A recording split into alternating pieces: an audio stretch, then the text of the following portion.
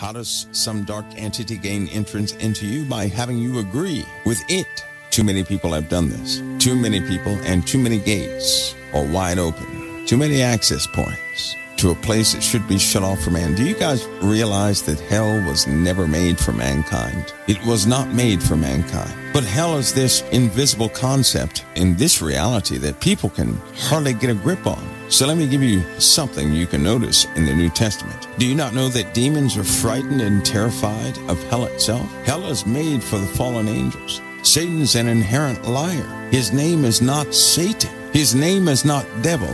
Very few people know his name. You won't hear his name used on television or the media. You hear titles, but too many people are entrusting in what these spirits are telling them. Anyway, they don't tell the truth. But in this world of entertainment, lots of people are starting to believe some pretty fantastic things that are simply not founded within sound doctrine. They're drifting, and we have to be careful not to drift. God gave you power over every principality and power in the earth. God gave you that power through Christ. Do you know how many people don't believe that? And they're frightened of Satan. The Bible tells us what his name is, but we don't magnify darkness. To name it, to name something like that, believe it or not, when you name something, you're calling it to you.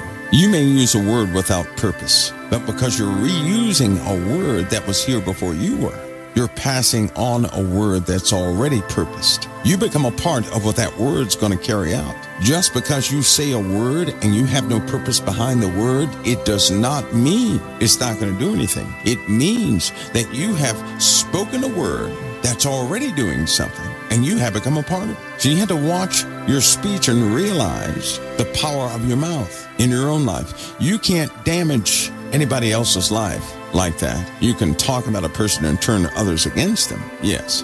But you cannot speak anything on anybody else's life. I heard people say that too.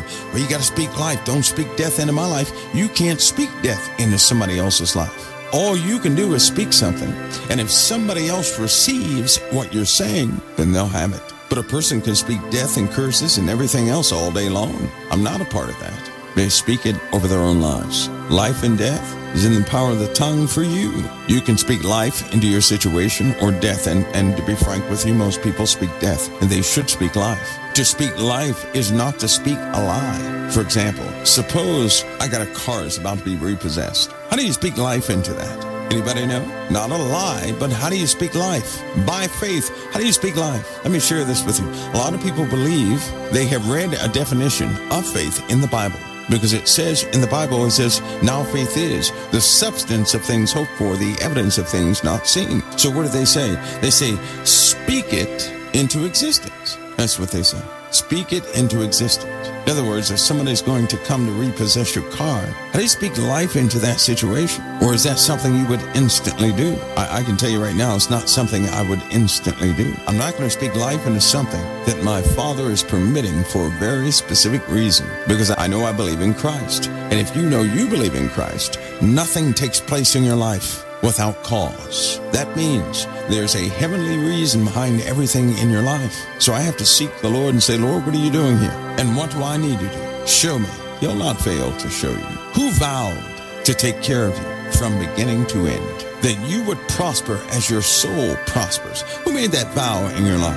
That as you grow spiritually, so will your life change. Who made that vow that they were going to deliver you all the way? That's right. Jesus did. He made that vow. Now, if he's going to deliver us all the way, then first we have to identify what is killing us. We don't know what's killing us. And so there are so many things that have been removed from our lives that we thought we really believed it was ours, and we call it a loss. You have had no losses in your life. That's a mystery when the Lord says, anything you lose here on this earth, there's nothing you can lose that you will not gain in the heavens. Why? Because you cannot lose anything, ever, because you belong to Christ. If it belongs to you, it's impossible for you to lose it. But I'll tell you this, we hold on to plenty of things that are not ours. The Lord wants to deliver you, and he will deliver you from beginning to end. You're going to have deliverance. So that process, in that process of deliverance, he's taking away things that would potentially kill you. that things that defeat your faith and give you a false sense of confidence. All these things are important because you're about to face your foe. You're going to face a real foe. Humanity has not seen evil yet, but they will. In the Bible, it's described as a thick darkness. You're going to see what that thick darkness is. You have not seen evil. It's almost like, can you guys imagine? You guys remember when you were sick? You had a real bad nagging cold, and it was so irritating. So you were so miserable. You guys remember how miserable you were? Now, some of you guys can relate to what I'm about to say. I mean, you're just miserable. And you're like, oh, Lord, take this away. This is just killing me. You can't breathe. But all of a sudden, you get bad news. The worst news you had in years. In that moment, you're not thinking about your cold. You don't even bring it up. You're so focused on the trauma and the trouble that all of a sudden your most agonizing days with that cold became a vacation because now you have a real problem. Well, that's about to happen. You have people walking around this world saying, oh, I'm so miserable. No, they don't know what misery is. I believe the words of the Lord, who has told us that mankind has not seen misery, but that they will see misery. I believe in him. We have not seen it, but that we will see it. And there will be no comparison to it. There was none like it before. There will be none like it after. And it's happening in God's timing. If the Lord said, I'm going to initiate, the last days, do you need more time? I would say yes. Number one, I've entrusted my own life to the Lord, so it's not for me. Doesn't matter if I live or die, that's his call for my life. But I would always say I need more time because there are so many people who just don't have the confidence yet to stand by themselves. And when you take an interest in your fellow man, that's precisely what you think about. You start thinking, can they make it? Can they survive it? Will they be discouraged here or there? Is somebody going to come, or are they strong enough by way of their faith not to be deceived? Did I do enough? One of my number one questions that I wrestle with every single night is, did I do enough? Or did I put my foot in my mouth again? Did I discourage or encourage? When you talk like shows like these, the more you talk, the more you're going to worry. If you said something that would discourage anything in somebody's life, it's not something anybody would take lightly. I'm not one of those who's going to sit there and talk because I think I'm right. No, it's because I desire to complement the work of Christ. Isn't that why we're here? To complement the gospel for the sake of our fellow man. The Lord has already written so many times that my life is in his hands. Take no thought of your life, he said, what you're going to eat or drink or wear and do all these things. And I don't take thought of my life. But I do take thought of my life and spend much of my time in thought about my fellow man all the time, from young children to the elderly. There was a time that I didn't do enough. I didn't do anything, and I knew it. One day, under deployment, a thought hit me, I'm not coming back. Everybody started feeling that way. We're not coming back. This is it. I began to wonder, what did I have undone? And a big laundry list of things hit my mind. See, when you're under a lot of pressure, and there is a life or death threat hovering over your head, and there's a good chance you won't make it back, that's when you begin to think soberly. You're not thinking about yourself, you're thinking about your contribution to everybody else, because you realize, wait a minute, if I die, if I'm gone and I can't do anything else, what did I actually do here? Did I just whine the entire time because I didn't have this or that? What did I do for my Lord? Knowing what my Lord did, he died for people. What did I do? And so when I thought about that, I came up short. But then I said, I'll never do that again. I'll never go through that again. And from that point on, every day of my life, I had to make sure everything was not undone so I could have peace. That's why there was a time when I would lay down. You guys know how it is. You shut your eyes and your mind is going 1,000 miles an hour. That's not happened to me in years. If I close my eyes to rest, there's nothing. Because of this, there is a scripture. Having done all of what you can do to stand therefore. But does anybody know what that means? That holds great meaning. But that meaning is just not discussed enough. How many of you know what that means? Having done all of what you can do to stand therefore. How many of you really know what that means? Many people out there right now, they're unsure about the relationship with Christ. There's a reason why. and it can be fixed. It can be solved in a moment. There are many people out there, when they get by themselves, they're unsure if they're going to be with the Lord or not if something happened to them. And there's a reason for that, and it can be solved in one moment. See, once you go through this a few times, you really do understand it. Having done all of what you can do to stand is the key.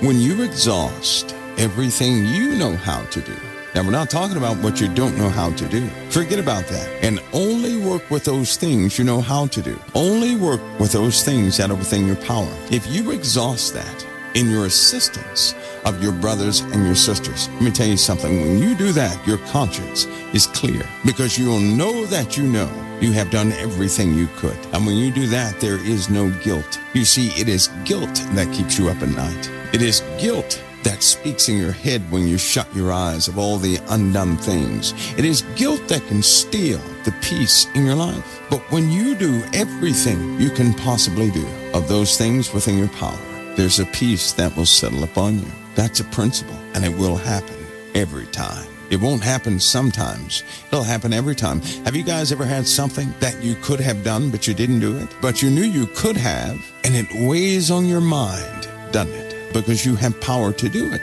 and you know you should have done it, but you don't. You guys also know that when you perform it, all that restlessness regarding that situation is gone. I'm careful every day to exhaust what I can do. I don't worry about what I cannot do. If you have no power to change it at that moment, it is not yours to worry about. When you have power to change something is when you have the substance, the resources, and everything else. But if you don't have those things to change a situation, it is not yours to worry about. Those burdens are not yours. Those are the very burdens you give to the Lord. You can give those to the Lord. Now, you can not give a burden to the Lord if He gave you power to accomplish it.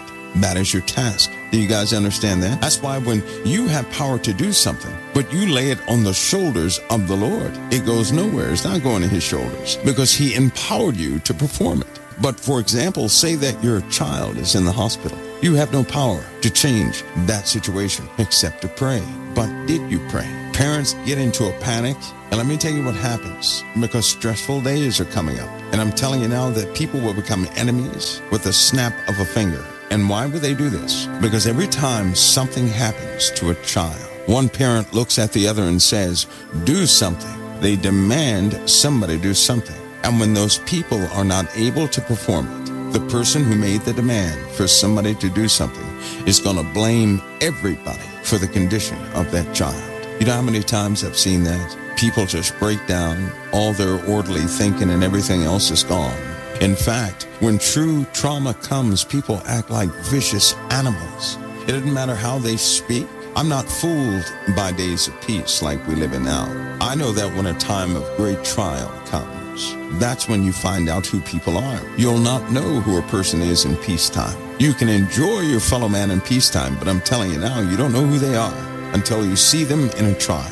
That means every single time you were distressed and you shut everybody out, that's who you are. You're not the person who can tolerate everybody. Now, there's an advantage to knowing who you are. If you're that person, you now are armed with what to pray for. Lord, help me. I have no patience with my fellow man. See how that works? Lord, help me. Now, when you do that, when you acknowledge these things in your time of heaviness, then you'll know exactly what you're working with, and you can make corrections. And when that same circumstance or a heavier one comes again, you will not be the person you were before, because you will have dealt with it. I'm telling you, these are solutions so that you can walk into unknown days with a very different confidence, a confidence with a foundation that can be trusted, a foundation that by the prophets up unto the apostles is proven, a true foundation in your trust in the living God, because everything He spoke is truth. One of the issues is, so long as we think we are the experts, we're not going to accept the knowledge from on high. We're going to reject revelation. Man doesn't have the answer for your tomorrow. Man can only occupy today. These things are important because the days of manifestation are surely coming. You guys remember when I told you a day would come when men will cower in the corner of their homes? There will be no escape. It'll be like a nightmare that you cannot wake up from. It'll be the same conditions, the same loudness, the same fogginess of thought, but those for the foundation will stand up spiritually which will cause their flesh to respond in a different way. And there will be no noise. There will be only peace in a time of the greatest storm this earth has ever seen. Now make no mistake, the Lord said a few times that everybody will consider it perfectly, everything he said. We won't make the mistakes in our judgment that we make now, because we'll be under such pressure that it will come down to our relationship, our true relationship with Christ. We will have no excuses for anything at that moment. And we're not going to face this as a group holding hands. No, what we face, we're going to do one-on-one. This will be our time of refinement. It's not the wrath of God. It's a different time, just like World War I. That was more like a crucible. Just like World War II, when lots of people died and unfortunate things happened. That wasn't the end of the world. But to the folks who were in World War II, it seemed like the end of the world. To those who were engaged in combat, to those who were engaged in several different civilian things here in the world, to those who were slaves in the time of slavery, that was like the end of the world. But we knew it wasn't. But to them it was. They weren't raptured out in those days. Nope, they stayed here and they died here. And again, we'll face the same thing. But it's all for our deliverance. Be careful how you see history. Be careful how you see today. Remember, you're in this land. You're in this land. If all of us were praising the Lord, assembled in a building, and 16 tornadoes came through that place, the Lord could do one of a few things, but I believe, based upon our hearts, that he would hear, he would act accordingly. Which means, if we had a job to do collectively, that tornado, no matter how much it got close to us, it would not take us out. No matter how much somebody danced a voodoo dance for it to hit the building we were in, it wouldn't work. If the Lord has a work for you, you're going to do that work. You're going to be allotted time to do that work, and nothing will disrupt that. Remember, one of the Jews told his fellow Jews, he said, be careful what you do to these men. We've seen others come in before claiming that they were this, that, and the other, and all their works came to nothing and they all died, even those who followed them. But if this be of the Lord, nothing will stop it. See, I like that. If something is of the Lord, nothing will stop it. It'll look like an impossible work. It's still going to go forward. It'll look like it's failing every single day, but it will still make waves and go forward. It will prosper and go forward. And it will look like it's about to fall apart at any moment, but it goes forward. That's a work of the Lord. A work of the Lord no man can stop. Only the Lord himself has power to do that. He will not give anything power to stop it. It will be completed and nothing will interrupt it. Now, man's work, anything of us, that's a different story. If it's of us, normally, when men make a path for themselves, they have to cheat, they have to lie, they have to steal. So that path, so they can continue going on that path. These are the works of the world. But when the Lord calls you for something, he paves the way, and nothing is able to halt it. How many times were the apostles jailed, but it still went forward? How many times were they stopped and delayed and detained, but it still went forward? How many times did Paul write a letter because he couldn't get to a place he said he was going to be at, but he couldn't get there? But he wrote a letter, still the same effect. Nothing could stop the work. If you belong to Christ and within your heart of hearts, you want to serve the Lord, you didn't put that there. The Lord did. You just simply said yes to it, and it's growing. And I'm going to tell you something. If you have that within you, you have something to do, and nothing is going to stop it. Once you commit to putting your foot forward and saying, Lord, I just want to go ahead and do it, I'm telling you now, nothing is going to stop it. Every day of your life is a decision to do the work or to not do the work. In those times, you are committed to do the work, then you will do the work, and nothing will get in your way. Why? Because it's not your work, it's not my work, it is the Lord's work. Does anything on earth have power to stop the Lord's work? No, it does not. But I've had plenty of things that were my own work. Let's see, some of them flipped, some of them went head first right to the ocean. Still others floated away, burned up, disintegrated. But when it came to anything of the Lord, nothing was able to halt it. So long as I said yes, and in my heart of hearts, I was committed to doing it. The Lord worked everything out in his timing, his way. And I'm telling you, just to be a student of his hand in your own life is a marvel. To see how the Lord perpetuates all of his works to go forward no matter what is a marvel. He'll do the impossible. It'll be seen as the impossible. Let me give you a note here. If any work of the Lord is seen as impossible, then what this means is this. Suppose the world is rich and everybody's got money, Well, the work of the Lord is always going to be seen as the impossible. That means you may not have money, but the work is going to go forward.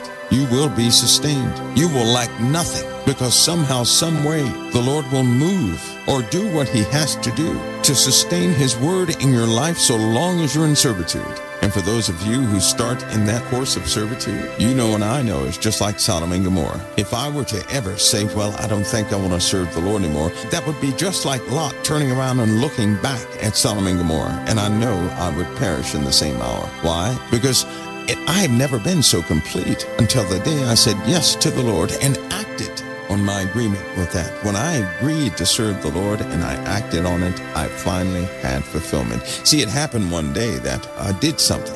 Nobody knew I did it. And it touched the other person's life, and the other person didn't even know I did it. In that same moment, I had a reward I can describe to you. And it was no miraculous something that everybody could see. It was a return.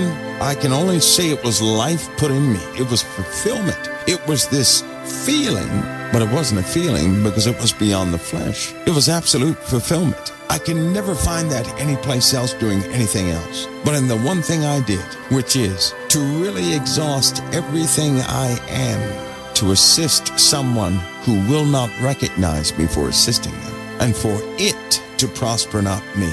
That's when I get the reward. It's not about me being known to help anybody. It's about being unknown, to do an authentic work. Listen, if you were to try and help a baby survive, you're not going to brag about it because it was a real work. When something is a real work, you're not going to go advertise it. I've not known anybody to advertise a real work. When it's that sincere, hardly anybody ever knows about it. They don't even know you did it. That person can hate you. And when you do a good work to them and it prospers in their life, you get a reward you can never get anywhere else. That's precisely what happened to me, and I found that out. I said, there it is. That's what I've been looking for all my little short life. Since that moment, I've been trying to replicate it, and I have many times. I never look for repayment. See, my life is about me doing what I can for somebody else, no matter who knows. And if you think about it, when you get before the Lord, what's he going to ask you? What did he say would be his main focus when you stand before him? I'm telling you this for a reason. To stand before the Lord and give answer for your life is hypothetical for the believer. But what would be the major question? You ready? It's not going to be what everybody did to you. The Lord's not going to say, did Mr. Johnny mistreat you? Did Sister so-and-so mistreat you? That's not what he's going to ask you. So it's not going to be about what everybody did to you or what they didn't do to you. It's going to be about what you did for everybody else or what you did not do for everybody else. Stay on that one just for a moment. Think about it. When you stand before the Lord, it's not going to be about what everybody did to you.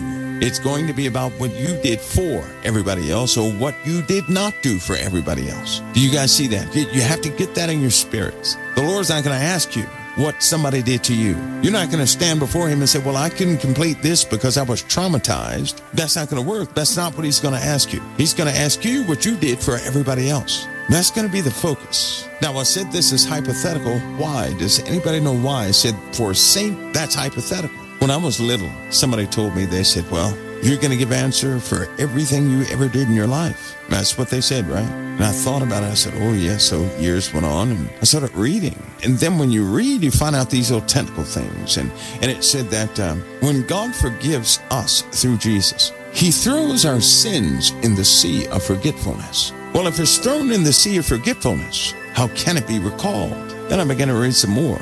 And I was reading about the judgment and who's going to be judged. I was reading Revelation, Isaiah, Ezekiel, all the prophetic books, and I found some distinctions that are amazing. Something about Christ. Few know.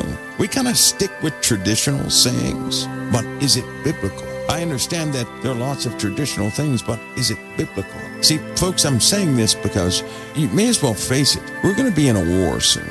Are you guys ready for that? Are you really ready for conflict? And do you know what that involves? And this conflict is going to open the door to a brand new way of living. But we're also going to deal with the displacement event in this world prior to the war. Now, the war is close, but the displacement event is even closer.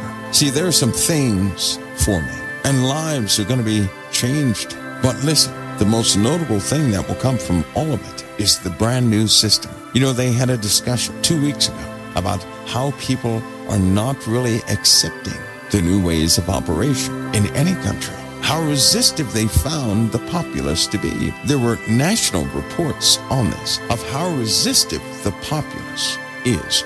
It's almost like they used COVID-19 to gauge the temperature of the people to see what they would accept and what they would not accept. They have determined something. It would take an act of massive devastation to alter the direction of our resistance. It would take an act of devastation for people to have confidence in their governments again. Right now, people don't have confidence in government, and that is a big problem. But I can tell you this, if 75% of the populace were displaced, and it was some organization that organized medicine and food and things like that, and gave the people help, that's going to make a difference. Now, you may say, no, it isn't, but follow me on this. So imagine a massive displacement event that affects 75% of this world. Now, imagine this event lasting for a year and a half. That means you're not going to the store after 2 months to get anything. That means law enforcement and certain internal guard elements are gone. Everything is in chaos. Command structure gone. Everything is gone. People will be afraid to drive to certain places because of people, not because of monsters and animals, but because of people like your neighbor, because everybody's armed. And they're going to take those arms and everything else they can take. And when they start running low in supplies, they're going to take it from those who can't defend themselves. So at that point, it's not going to be what you think it's going to be.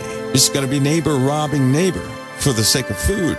Now imagine during that time, some organization coming up saying, we have supplies. You hear a helicopter you haven't heard in months. They're dropping supplies. You want to know who it's from. You're so thankful. See, and if they tried this right now, you guys would reject it, just like people are at the vaccines. Given some time, when the look on your baby's faces change, when your stomach is hungry and your health is not so good, when conditions are poor, when you're at your weakest moment, if they were to drop anything in a package, if it were 1 inch by 1 inch and they said, eat this will fill you up for 2 days, and it did so, you would be so thankful. Many people would be thankful to the point to where they would say, hey, I'm going to go with these guys. I don't want to go back to desolation again. I'm going to have some sense of normalcy, and I'll do anything to have it. Oop, that sounds familiar, doesn't it? Sounds like prayer lists that go up. Lord, give me normalcy again. We say that all the time. Think about the nature of your own prayers. Is that what we pray for? Give me normalcy.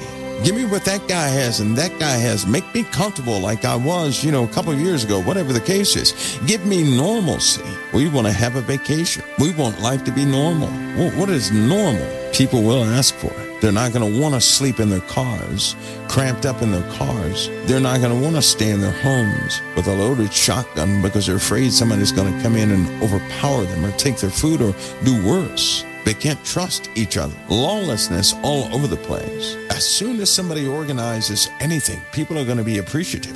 If they're going to say, we're going to them, forget this life out here, that's too rough. All of us can talk tough right now because it has not happened. But if you were in harsh conditions for a few weeks, a few months, everything changes. At that point, the only thing you'll have to sustain you from going crazy is your spirit. A displacement event we will have. Something beyond comprehension. And it'll be beyond comprehension because we've not built civilization the way we have in this cycle of timing that we know of, but it's coming anyway. The indications are already there. How many of you are truly prepared for that? A side note, you can be prepared. That does not mean you're going to be ready. You can prepare for everything, but it does not mean you're going to be ready for everything. It's not what it means, okay? Let's not deceive ourselves. I'm kind of battle-hardened. But that doesn't mean I'm going to be in full control or something like that takes place. I've been qualified probably more than most, but that doesn't mean I'm going to hold it together during that time. I constantly rely upon my Lord, and I hope that you will too. And I hope that with sobriety, we'll think of our days differently.